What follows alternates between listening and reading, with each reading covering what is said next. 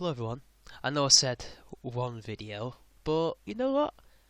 I think I have to say something about this. And I was just watching a quick video. Well, it's a long video. It's Joe Rogan interviewing Jon Ronson, and they were basically talking about Twitter mobs and how they act and how they basically shame people. Like say for example, Amy Schumer's getting a lot of flack on it online right now, and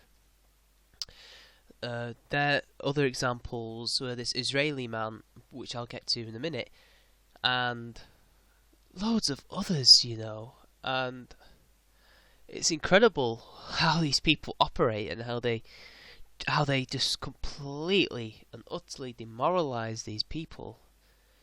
And it all comes down to mental gymnastics. Like I tell you guys over and over again in my videos, like when I'm doing something about, say, a crazy right-wing religious nut or a extreme progressive, there's always a certain amount of mental gymnastics and stuff that goes on. Cognitive dissonance, they call it cognitive dissonance, where they'll try and justify something in their head because they've just done something that's incredibly wrong.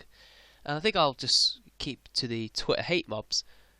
So I'm sure everyone knows the story about Justine Sakov.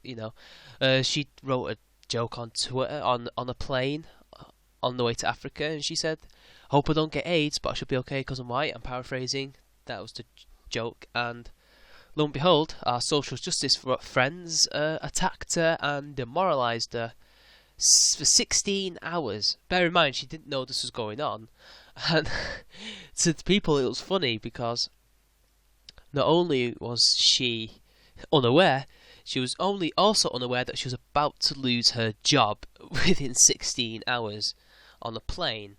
And it was so ferocious. And at one point, Jon Ronson said that there was a man who literally said, it could have been a woman, you never know.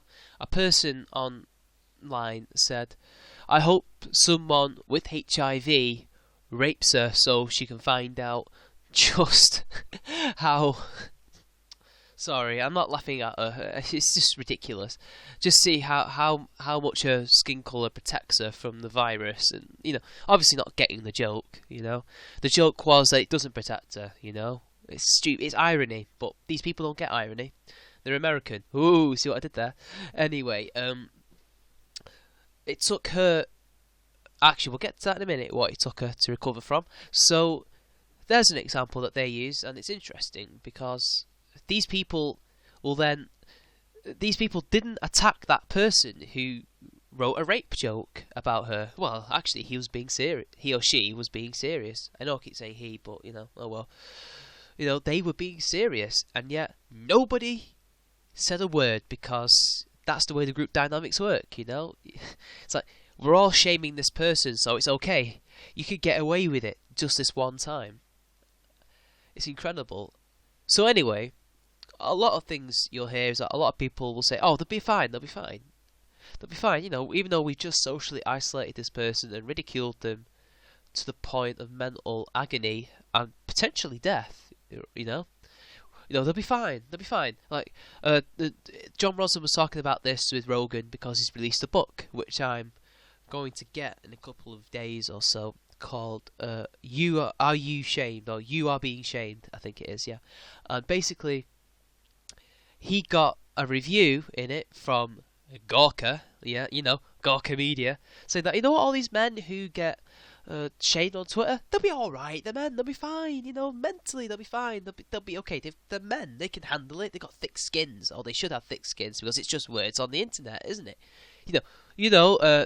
When we talk about feminists getting outraged over stupid jokes that fall flat, like Justine Sacco and Tim Hunt's failed joke, it's just words on the internet out of context, and these people should grow up. Well, in their case it's different because I think it was the same day or a day after that, a man in Israel had been falsely accused of racism, and he was publicly shamed on Twitter or on the internet, and he killed himself.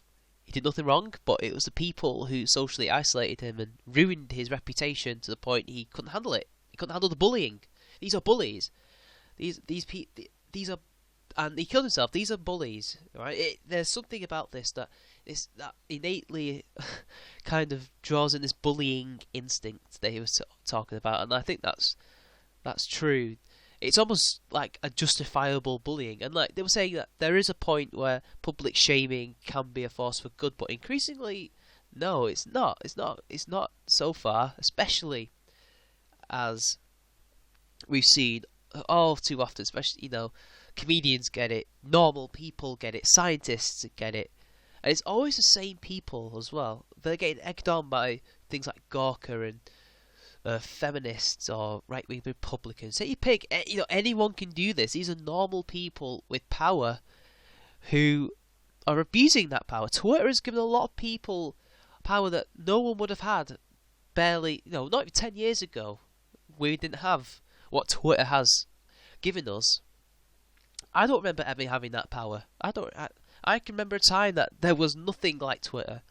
Not even MySpace and Bebo gave us the power to communicate and to get our voices heard as much as Twitter. It's revolutionary, and they're abusing that power. But it's funny because Ron Johnson said that he could talk all about the abuses of power from pharmaceutical companies and the Bohemian Grove, etc. But when he talks about us, people, they lash out, and it's incredible. And like, there's these, it shows just how the dehumanizing process works. And if people viewed these guys as human beings, we probably wouldn't be shaming them. We'd be debating them. We wouldn't be, just flushing them down the toilet, so to speak. We wouldn't be so ferocious and nasty if they deserve it or not. Because let's be honest, I know this is kind of very left field and kind of exaggerated, but one of the reasons why the Holocaust or any kind of genocide it works is because you dehumanize a target. You have to dehumanize a target in war in order for someone to kill them. Just like you have to dehumanize a political opponent so that you can get your Twitter mob to attack them, because they'll be saying, well, why should we attack and possibly harm another person, be it mentally or physically, So, this is why you hear these people referred to just as a misogynist, a racist, just a man, like, it's not necessarily their name. You don't necessarily have to hear their name. You don't need to know their name. You just have to know that this is a racist and a misogynist and whatever, and you have to take them out. You have to destroy them. And I thought that was interesting. This is completely off the cuff and unscripted because I thought I'd share a few thoughts about that. And we see this all too often, and I don't know when this is going to end. I assume it's when people take responsibility, if we grow a pair up in our heads. But this has happened for like years before Twitter. Mob rule, witch hunts in Salem. It happens in Africa with similar things, I mean, take your pick. Also, like when in France in the 1500s, when the Huguenots, who were French Protestants, were slaughtered by their Catholic brothers, French people killing French people because of religion. That was mob rule. That was mob tactics. That was a witch hunt against them.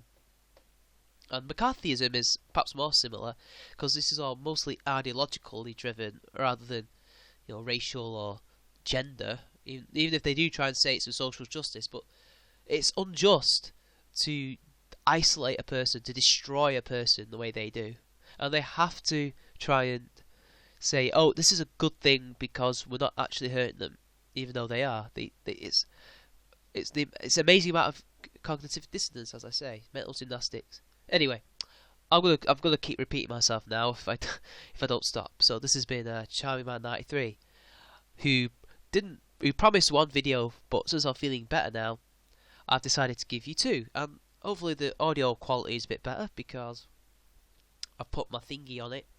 I don't know what they're called, the foam stuff, So anyway, like and share the video, drop a comment, subscribe to my channel, and I will see you later. And stick around because tomorrow's going to be interesting, if I'm well enough.